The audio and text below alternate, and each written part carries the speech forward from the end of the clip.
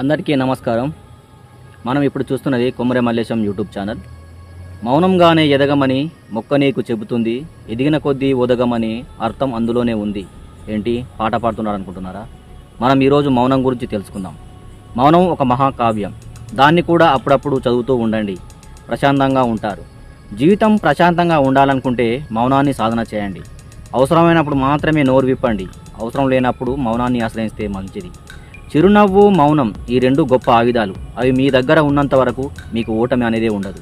అనువు కాని చోట అధికులం అనరాదు. ఎక్కడ పడితే అక్కడ, ఎప్పుడు పడితే అప్పుడు డబ్బాలో రాలేసినట్టు వాగుతూ ఉంటే మన విలువ ఉండదు.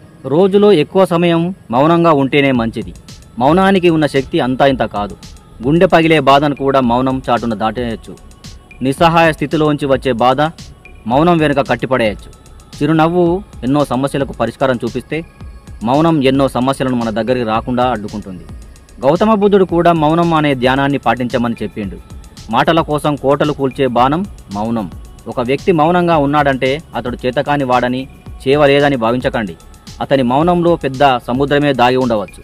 కొన్నిసార్లు వాదించి బాధపడే కన్నా మౌనంగా ఉండటమే మంచిది. అయితే ఏ సమయంలో మాట్లాడాలో, ఏ సమయంలో మౌనంగా ఉండాలో తెలుసుకోవాల్సిన అవసరం చాలా ఉంది.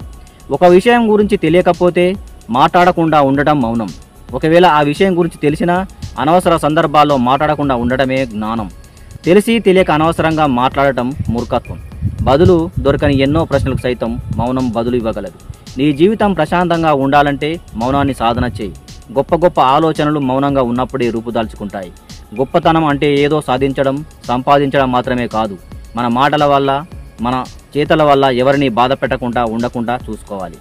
కాబట్టి మన మాటలపై అదుపు సాధించాలంటే ముందుగా మౌనాన్ని ఆశ్రయించాలి. మౌనం గొప్పతనం ప్రాచీన కాలం నుంచే ప్రతి ఒక్కరికి తెలుసు. అందుకే మౌనవ్రతం పుట్టుకొచ్చింది. వారంలో కనీసం ఒక్కరోజైనా మౌనవ్రతం పాటిస్తే మనసు, శరీరం స్వచ్ఛంగా మారుతాయని అంటారు. అందుకే మౌనవ్రతాన్ని ఆచరణలోకి తెచ్చారు. మౌనంగా ఉండేవారిలో గుండె సమస్యలు వచ్చే అవకాశం చాలా వరకు తగ్గుతుంది. వారు ఆరోగ్యపరంగానూ ఎంతో చక్కగా ఉంటారు. మెదడు కంట్రోల్లో ఉంటుంది. ఆలోచనలు కూడా అదుపు తప్పకుండా ఉంటాయి. రోజులో 2 నుంచి 3 గంటలు మౌనంగా ఉండేందుకు ప్రయత్నించండి. లేదా వారానికి ఒక రోజు అంతా మౌనంగా ఉండేందుకు ప్రయత్నించండి. అప్పుడే తెలుస్తుంది మౌనం ఒక పెద్ద వరం అని. మౌనంగా ఉండటం వల్ల భావోద్వేగాలన్నీ అదుపులో ఉంటాయి. విపరీత సంతోషం, విపరీత కోపం రెండూ రాకుండా ఉంటాయి. దీనివల్ల సమస్యలు కూడా రావు. అతిగా మాట్లాడటం వల్లే ప్రశాంతత చెడిపోతుంది. మౌనంగా ఉంటే ఎలాంటి నెగటివ్ ముద్ర మీ మీద పడదు. మౌనంగా ఉంటే మంచిదని, మాట్లాడాల్సిన సమయంలో కూడా మౌనంగా ఉండకండి. కేవలం అవసరం మేరకే నోరు విప్పడం మంచిది. మౌనంగా ఉండే వారిలో స్వీయ కంట్రోల్ అధికంగా ఉంటుంది. సెల్ఫ్ కంట్రోల్ అధికంగా ఉండే వ్యక్తులు తప్పులు తక్కువగా చేస్తారు.